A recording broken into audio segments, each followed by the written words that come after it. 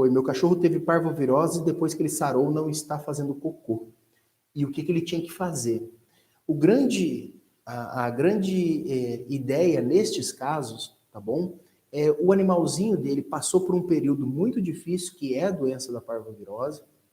Todo mundo sabe que a parvo é uma doença crítica, tá bom? Ela acaba tendo um alto índice de morbidade, um alto índice de mortalidade. E esse animalzinho que teve parvo, ele acaba tendo por um processo, ou acaba durante esse período de parvovirose, que acaba internado ou não, ele tem muita diarreia. Lógico que, consequentemente, essa diarreia esvazia todo o trato gastrointestinal, tanto ali estômago e intestino completos. O fato depois dele passar esse longo período, que eles passam até 5, 6, 7 dias sem se alimentar, só no suporte venoso, e ele passar esses longos períodos sem alimentação, o que acontece? Logo depois, quando ele retorna à alimentação, vai demorar um pouco para esse animal defecar, tá? Porque o alimento ele vai ter que fazer todo o trânsito intestinal, tá? Para ele conseguir defecar. O que é mais um fator atenuante que pode e acontece em muitos casos? Como esse animal teve uma parvo e acabou nessa parvo, a parvo em si só, ela destrói todas as vilosidades do intestino, tá bom? As vilosidades são pequenos capilares que têm a função de absorver os nutrientes das fezes, do bolo fecal, perdão.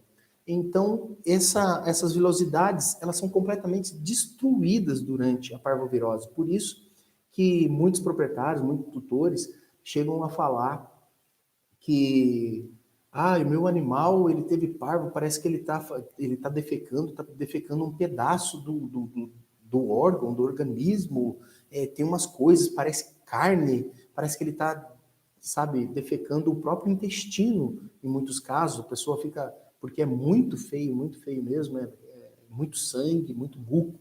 Então, com a destruição dessas vilosidades, o que vai alterar diretamente?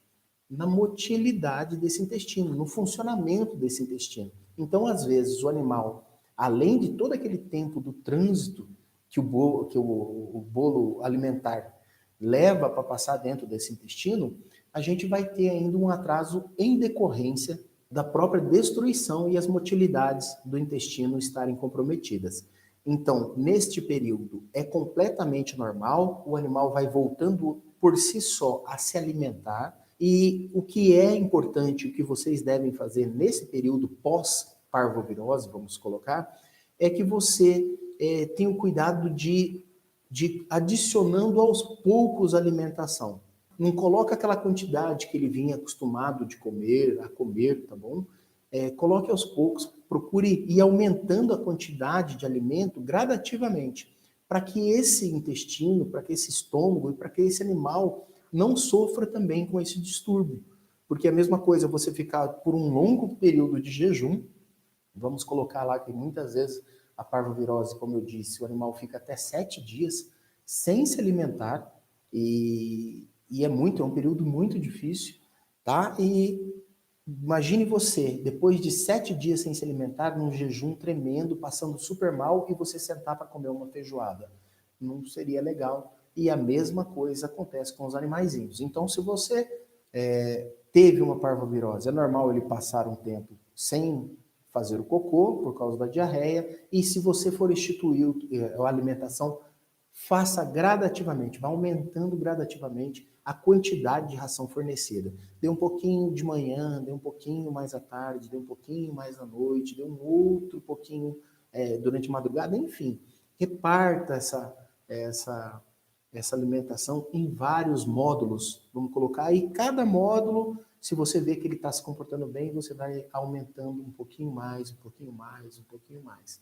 Tá legal? Então nunca chega e pressiona o animal e espere que ele, depois de um período como esse, acabe defecando aí em menos de 24 ou 48 horas. Lógico que, como em todos os casos, existem também as exceções e pode ser que o seu animal se recupere e saia da clínica como se nada tivesse acontecido, e isso pode acontecer e acontece, tá bom?